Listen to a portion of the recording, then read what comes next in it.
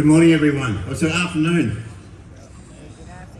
Started very early today. Didn't realise it gone in the afternoon.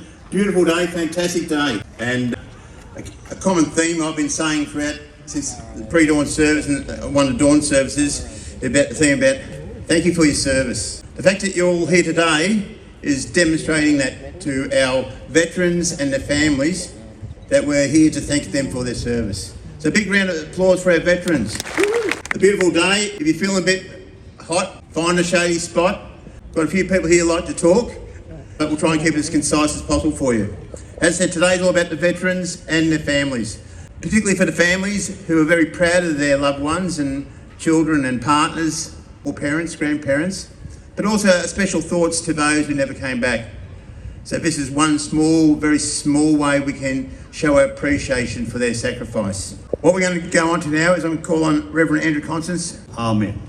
The boat's landed at 4:15 in the morning, and on the first day alone, 2,000 died. 2,000 Australian and New Zealanders died. They called it a day of sorrow or day of tears. It was horrendous. All up by 8 months of stalemate, 130,000 people died on all sides. And since that time, since the first anniversary of Anzac Day, we use that now every year to commemorate the sacrifice of all our men and women who have served in all theatres across the globe. The importance of our Defence Force in keeping ourselves free and safe can't be counted. It's immense. So it's good to see all our veterans here. Special note to our National Servicemen Association, 75 years since National Service, and it's wonderful to see everyone here today and the families. I'd like to now introduce the Deputy Prime Minister, Mr Richard Marles, Defence Minister as well, and the local member for Corio to say a few words. Richard? Well, can I acknowledge the Wadawurrung people, the traditional owners of the land on which we meet, and pay my respects to elders past and present.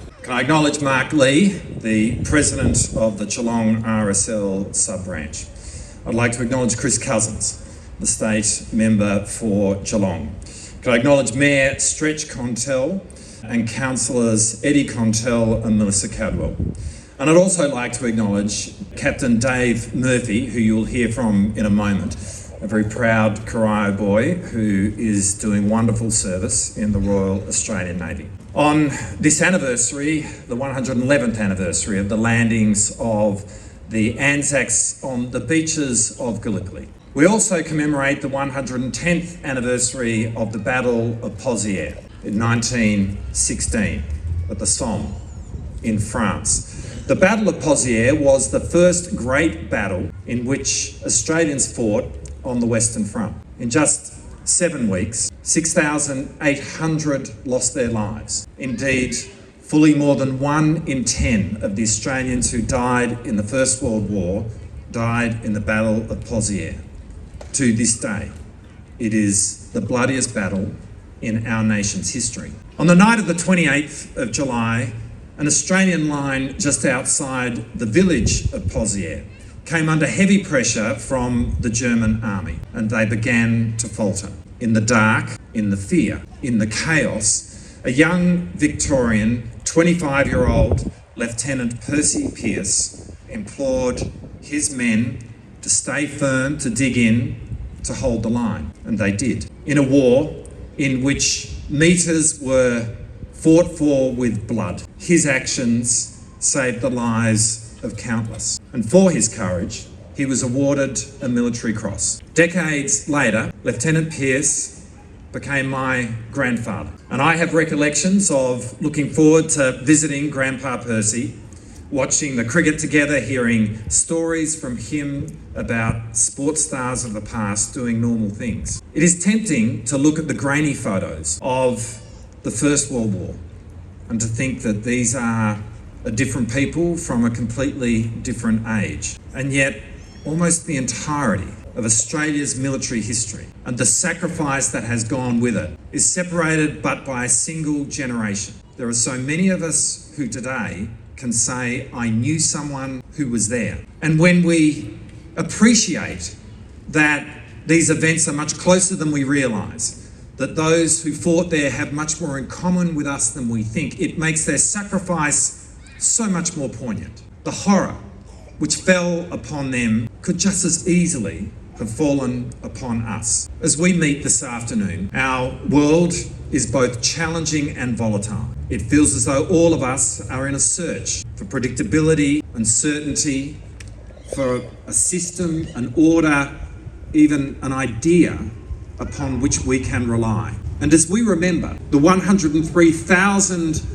Australians who gave their lives wearing our nation's uniform, it is well to reflect on their example. While each of them lived in a differing version of Australia, separated by place and time, all of them and each of us have a common experience of a country where we have a deep commitment to our fellow citizen, of a national character which displays humour in the face of great adversity, of a fierce spirit of egalitarianism, of a deep sense of mateship. All of this is at the heart of the very idea of Australia. And it is an idea which called them to service. It's an idea which sustained them as they met their fate. It's an idea for which they died and it is an idea which is embodied in their sacrifice for us this Anzac Day, as we give thanks to each and every one of them and all who have served in the past and serve today